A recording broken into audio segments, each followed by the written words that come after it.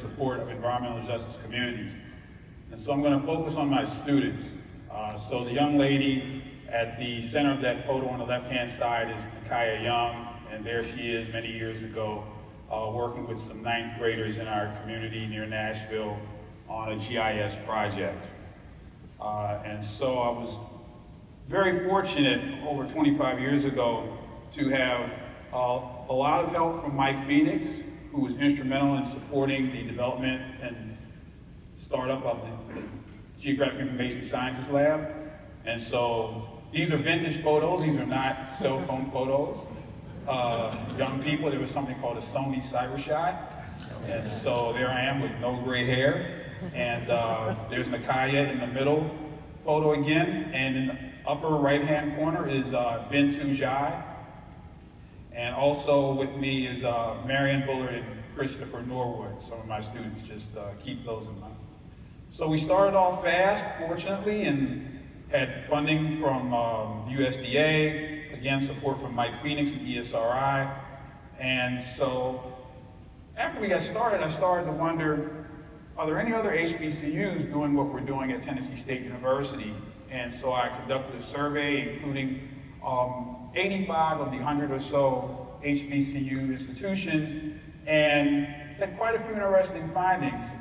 Mainly it showed that we had a long way to go to catch up in enhancing GIS at HBCUs.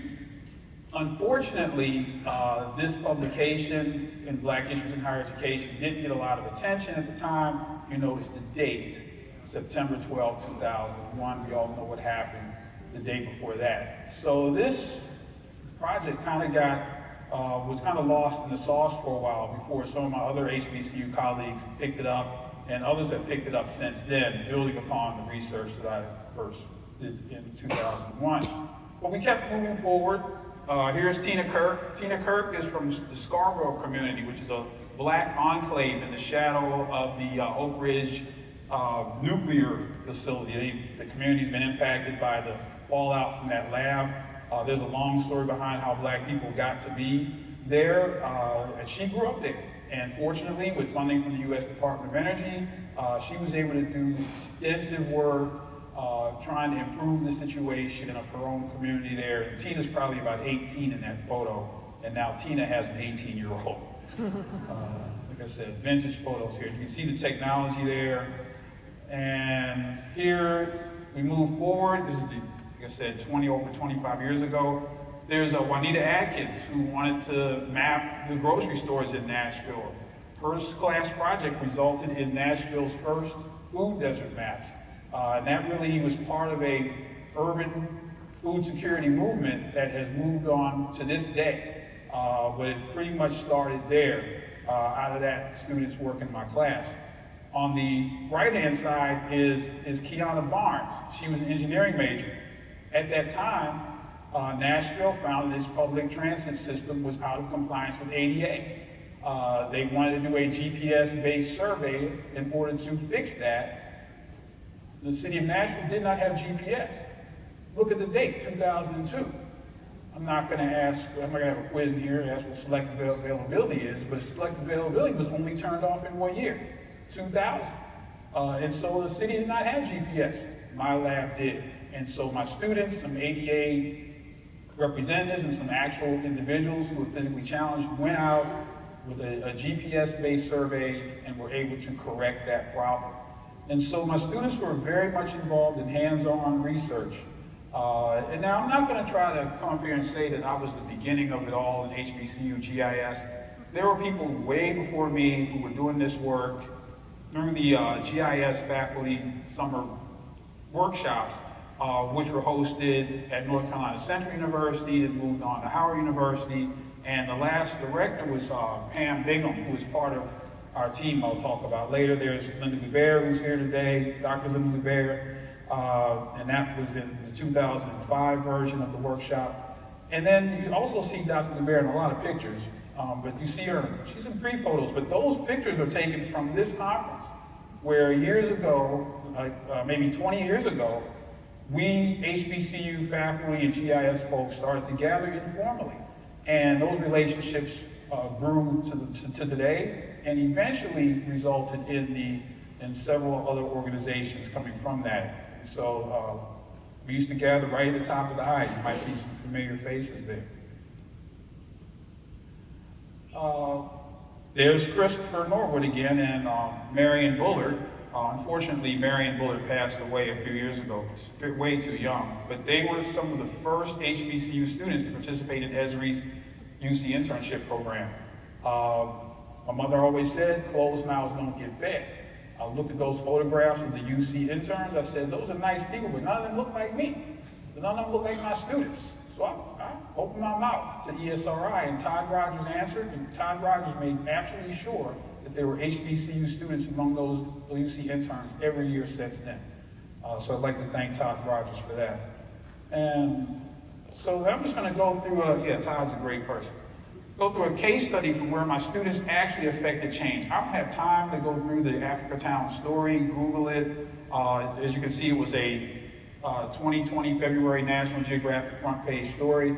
But what happened was there was the last ship to illegally transport Africans from Africa to the Americas, dropped the survivors off in 1860 near Mobile, Alabama, and they built a community called Africa Town. When that ship was rediscovered, there was a lot of attention brought to Africa Town, but there was no infrastructure there.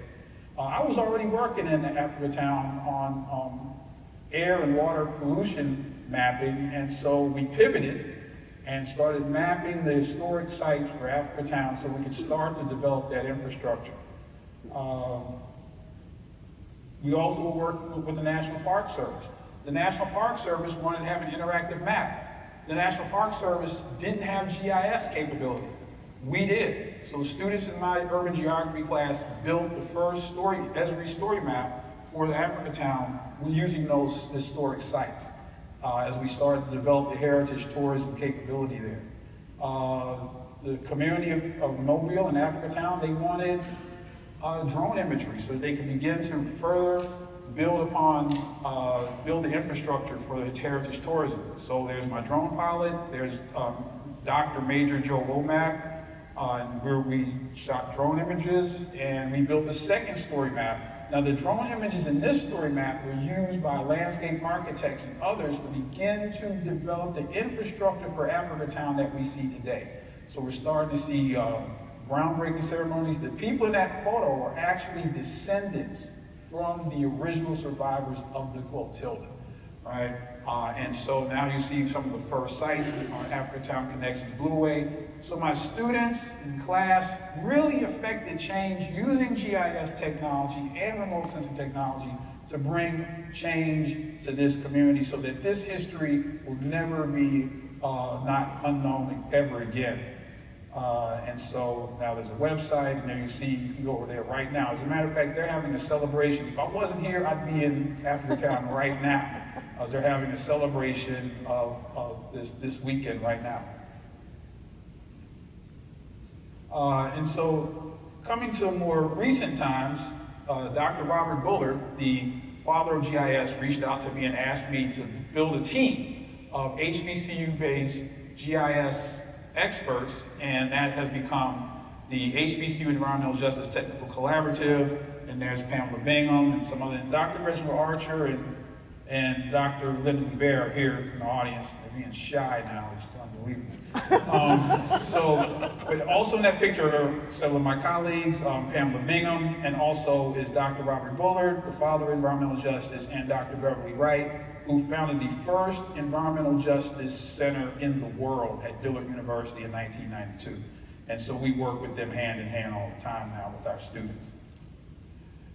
And so here we are working on the ground, and we're really on the ground. We go in the communities, we don't do 30,000 foot GIS, we are right there in the communities, and that's what people want. Always say, we're not gonna Zoom our way to environmental justice. We're not gonna Teams our way to environmental justice. It's not gonna happen. We have to go down on the ground and be in those communities. They wanna smell your breath, they wanna smell your deodorant, you know, they wanna see us. And that's the only way. I mean, that's the way it is. And so Angela Lee asked me, well, what happened to your students? And so I had to go look him up. So there's Christopher Watley. I met Christopher Watley. You know when you've been doing something a long time, Christopher Watley actually retired. Yeah, one of my students retired as a GIS coordinator for Fulton County in Georgia, but now he's the City of College Park's GIS coordinator. I met him when he was 18 or 19 years old. Kamal Assalam just was promoted to Director of Planning and Zoning in Henry County in Atlanta, Georgia. Antonio Johnson, one of my former students, is now right here in California with the U.S. Department of Transportation. On the right-hand side, remember Kiana Barnes. She's now Kiana Durden. She's a project manager at Health Plan Services in Tampa, Florida. And Nakaya Young is now Dr. Nakaya Janice Young. She has spoken at this conference on several occasions. She's a TED Talk speaker. And finally, I had a hard time tracking down Bintu Jai. Bintu went to work for NSA, the National Security Agency, and she would call me and I'd say, "Hi, Bintu, what are you doing?" She's like, "Can't tell you. I'd say, "Where are you?" Can't tell you that. And she kind of disappeared because she was with NSA, so when I finally Googled her, Bintu Jai was the special advisor on Africa for Vice President Kamala Harris. And so that's where they are now. Thank you for that suggestion, Bintu. And so thank you all for your time and attention. And there's Clinton Johnson with us a couple of years ago. Thank you very much.